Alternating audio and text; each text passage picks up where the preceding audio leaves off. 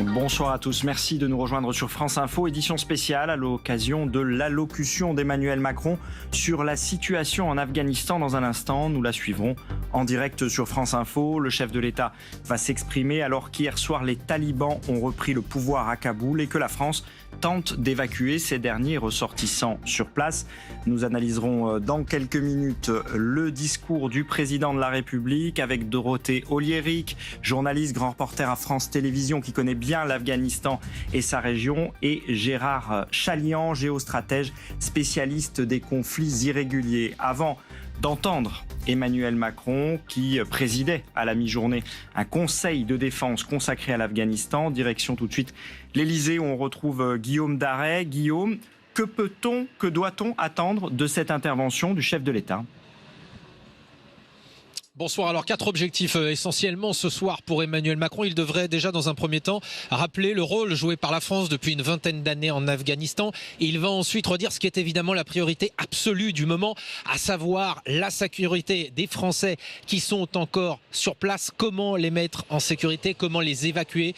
Vous le savez, il y a des moyens qui sont déployés, mais les vols sont suspendus. Donc ça s'annonce un petit peu plus long que prévu. Dès que possible, me disait il y a quelques instants son entourage. Si Emmanuel Macron a ensuite choisi de s'exprimer, c'est parce qu'il veut évoquer, m'indique l'une de ses conseillères, aussi les conséquences géopolitiques considérables qu'il y aura suite à ce retour au pouvoir des talibans, et pas que pour l'Afghanistan. Il devrait donc notamment évoquer les questions migratoires, et puis ça sera l'occasion pour le président de la République de redire l'importance pour Paris et pour la France des droits de l'homme et des droits des femmes en particulier.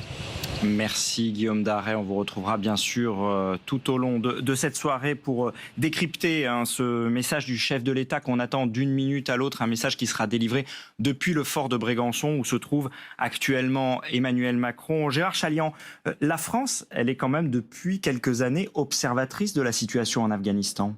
On a même participé, on a eu des troupes sur place et on a suivi cette affaire de près, pratiquement de bout en bout.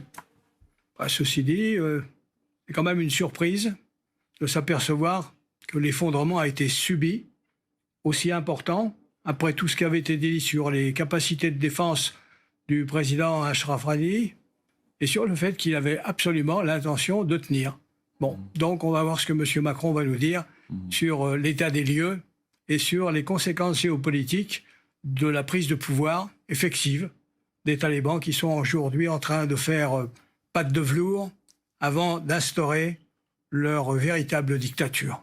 Dorothée Oliéric, effectivement, Emmanuel Macron va s'exprimer. Cependant, nous ne sommes plus véritablement sur place avec des forces armées comme ça a pu être par le passé. Vous qui vous êtes rendu à plusieurs reprises sur place, la France a très peu de marge de manœuvre au niveau international. Oui, cela dit, l'ambassadeur David Martinon reste très actif et vraiment à continuer à sortir de l'ambassade parce qu'il se trouve dans une green zone, pas loin de l'ambassade américaine.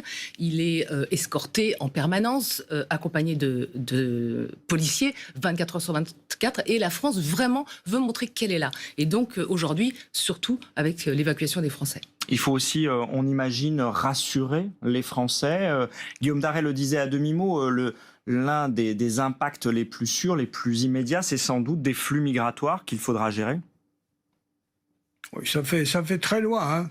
Je veux dire qu'il y a d'autres flux migratoires qui nous ont concernés bien davantage. Par exemple, la Syrie, l'Irak et l'Afghanistan, c'est relativement loin. Je veux dire que ce n'est pas, à mon avis, le souci principal.